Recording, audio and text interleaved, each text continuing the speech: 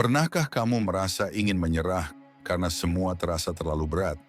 Padahal di saat kita memulai, semuanya terasa berjalan dengan lancar. Tapi ketika tiba di tengah jalan, justru kita malah down, capek, dan rasanya pengen berhenti aja. Bertahan itu sulit, tapi justru disitulah letak kuncinya. Nah jadi di video ini lu akan menemukan jawaban mengapa memulai itu mudah, tapi bertahan itu susah. Awal perjalanan emang selalu dipenuhi dengan semangat, motivasi, ambisi, dan energi. Tapi seiring waktu berjalan, rasa bosan, rintangan, dan ketidakpastian mulai muncul. Contoh sederhananya aja deh, ketika seseorang mulai berpacaran, sebulan 2 bulan, awalnya terasa baik-baik aja, saling effort, dan justru selalu bersedia di setiap segala kondisi. Namun seiring berjalannya waktu, kepercayaan mulai memudar terhadap kedua sisi, baik dari si cewek maupun si cowok. Sehingga keraguan pun mulai tiba. Dan pada akhirnya mereka terpaksa memilih satu keputusan yang sekiranya tepat menurut mereka masing-masing.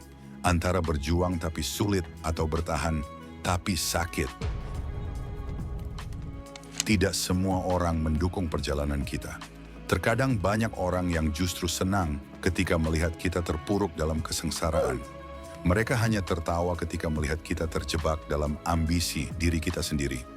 Dan yang pasti mereka juga akan melihat kelanjutan part dari masalah yang kita alami, antara bertahan atau berhenti. Kadang tekanan dari masalah hidup, ekonomi, sosial, keluarga ikut membuat kita bertahan menjadi semakin sulit. Orang mudah putus asa karena terlalu cepat berharap pada hasilnya, bukan menikmati segala prosesnya. Definisi bertahan. Bertahan bukan berarti tidak pernah jatuh, tapi tetap memilih bangkit di setiap kali lu terjatuh. Kunci dari bertahan. 1. Memiliki tujuan yang jelas. Hidup tanpa tujuan membuat lu terkadang mudah untuk menyerah. Jadi lu harus punya tujuan yang pasti, yaitu menjadi kompas di saat lu kehilangan arah. 2. Fleksibilitas. Bukan menghadapi masalah dengan keras kepala, tapi mampu beradaptasi dengan keadaan. 3. Ketekunan dan disiplin. Bertahan itu bukan soal sekali 2 kali lu terlihat kuat, tapi berkali-kali. Contohnya orang yang nge-gym, mereka tahu kalau badan bagus gak bisa dibentuk dalam sebulan, namun berkat konsistensi yang mereka punya, mereka bisa mencapai ke titik yang mereka inginkan. 4. Dukungan sosial. Punya dukungan itu perlu, tapi berjuang sendirian itu wajib. Punya dukungan seperti teman, keluarga, atau komunitas yang menjadi energi tambahan di saat kamu lelah. 5. Mindset positif dan syukur. Fokus pada apa yang bisa dikendalikan. Mensyukuri hal yang kecil bisa memberi kekuatan yang lebih besar. Jadi mau nggak mau, ada satu fakta pahit yang harus lu terima, nggak semua orang peduli sama proses lu.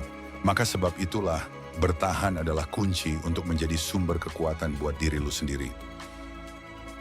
Intinya jangan bandingkan prosesmu dengan orang lain, tapi apa tujuan yang membuatmu tetap bertahan hari ini?